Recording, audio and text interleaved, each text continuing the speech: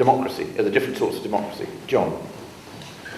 Well, actually, I was going to say something, if I may. Oh, sure. There was a problem that began in journalism in Ireland in the 70s, and the terrorists there were called the Irish Republican Army, Republicans, or extreme Republicans, or physical force Republicans. It didn't, I think, imply that Republican, which after all is the name of a major party in the United States, is then regarded as being criminal and so on. I mean, I would, as Terry did, just return the question to you.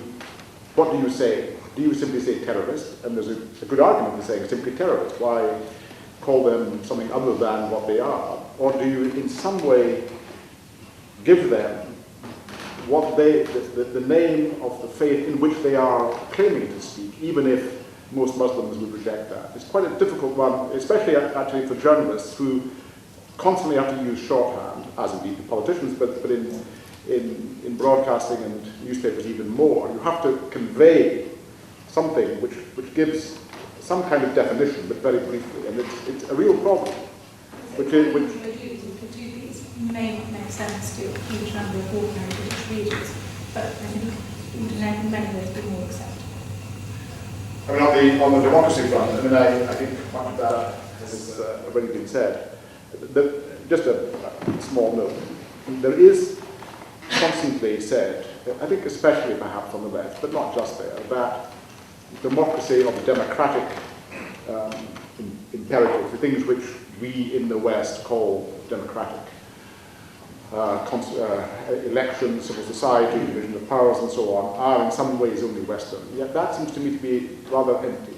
That first of all, most of these things, including human rights, have been adopted by most states in the world, even if adopted or have been rejected by people who are themselves totalitarian, thus giving them a kind of legitimacy. And secondly, I think Alan said, or has written recently, that in the 70s there was something like 30% of the world's countries were democratic in any real sense, and now 60 to 70% are. So there's a great wave of democracy coming, partly occasioned by the collapse of the Soviet Union, which does seem to suggest that the thing is not simply some kind of Western idea which is inapplicable elsewhere. And it also is, finally, it is coming from, not from the elites, who very often try to stop it, but actually from the people. One sees that rather strongly in Zimbabwe. So one is seeing a world movement for democracy, fitful, step forward, step back, nevertheless, fairly indubitable.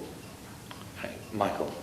I think it's early in the book, one of the footnotes talks about this whole debate about the universal nature of democracy and so on, and I think it's a Blair quote that's used about defining something as the ability to change governments by peaceful means, which is a pretty broad interpretation, but a fairly basic test for any of us if we were thinking about what democracy means.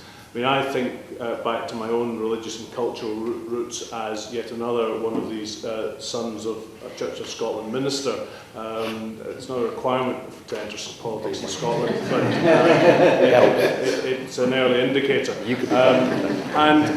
But I think of within even the Church of Scotland, never mind the broader church, defining what Christianity is difficult enough. And here we are sitting in the House of Lords, the posh end of the building, and they don't elect these guys, and so what are we talking about in terms of democracy here in the United Kingdom? I fervently believe that it is an idea that should have universal application. It patently doesn't, and even where we think we're Democrats, we have a way to go. My right. You say you are? Jonathan Derbyshire. Just a conscientiously debate about terminology. Some of us today terms jihadist and jihadism. And that term has the merit, one, of referring to a specific ideology that animates this movement, whilst also detaching a specific reference to Islam. So that's just a... Why do you say that? Alan, you said that sort of the importance of bipartisan, and perhaps we could say really strongly, cross-party agreements on some of the great challenges that should perhaps transcend party politics. And you mentioned nuclear non-proliferation as being one of the great challenges.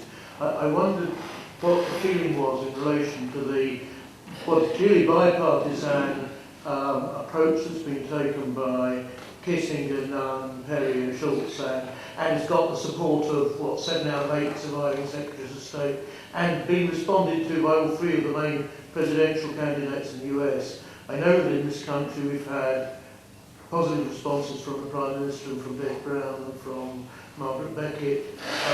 In some ways, some of what William Hague said at ISS a couple of years ago, where he said we have to take nuclear disarmament seriously amongst the nuclear weapons states if we're going to progress on non-proliferation, seems in similar lines. Shirley Williams has been closely involved. Is this an area like climate change and global poverty, where there is a possibility of getting a measure of cross-party agreement to a similar agenda in the United Kingdom?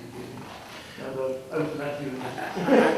I have little to add to what you said, partly because when you started speaking, I started to write down Kissinger, Sam Nunn, and then all these, you took everything I was about to say from me. So I agree with everything you said, and I think, yes, it's exactly the kind of thing I'm talking about.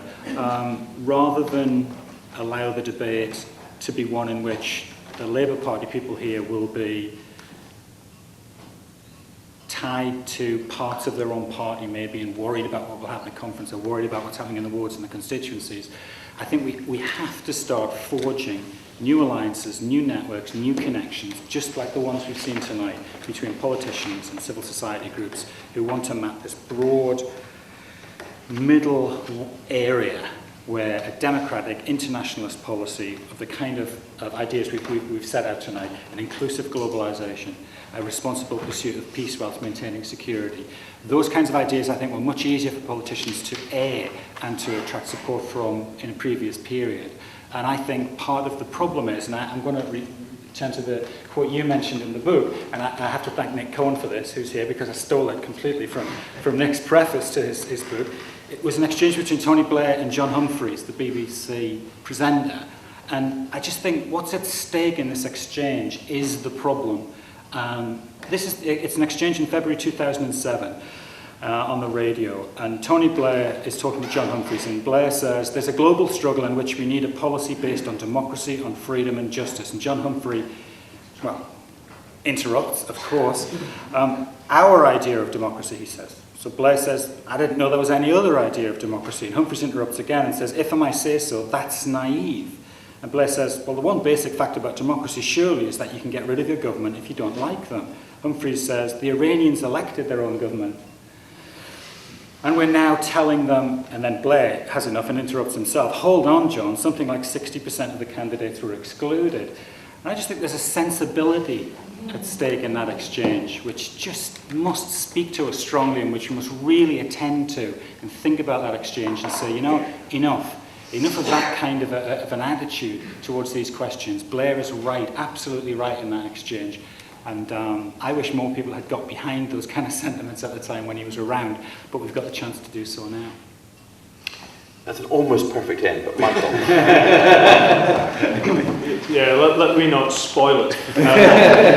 The bit that I quoted, or misquoted that a little bit earlier on, the bit I fundamentally disagree with, and it could set us up for the next hour and a half, is the idea that this is a global struggle. I really do hate this silo approach, and I'm afraid it's been reflected in some of the discussions we've got into more generally now. This is not simply about faiths versus non-faiths, ideologies against, I mean, there's a whole range of issues there, and the book does justice to that, and I hope that in the discussion of it and thinking about it, we'll go beyond it. As far as the non-proliferation stuff, and I pay tribute to Malcolm and the work that he and others have done over a very long period of time on this, I think, frankly, as parliamentarians, we are failing not just this country, but more broadly, an international debate, because we have frankly not looked at this as a serious issue. It's been in the margins of Westminster Hall or exclusive committees of the House of Lords or elsewhere.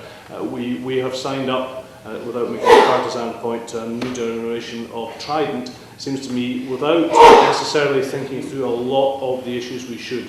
Now, put aside one's views about Britain's particular deterrent, the broader difference. Why is it not outrage that we're not having the nuclear disarmament talks at present? Why is it that there's no people getting angry about the fact that we're going to sleepwalking our way into the next review conference without any fresh ideas coming from some of the leading countries. And perhaps that's an area where all those from different political perspectives, different stakes in the thinking process can turn their attentions, because we desperately need to tackle that one. Otherwise it might be a fairly short-term issue to be worrying about some of these other themes we've been talking about tonight.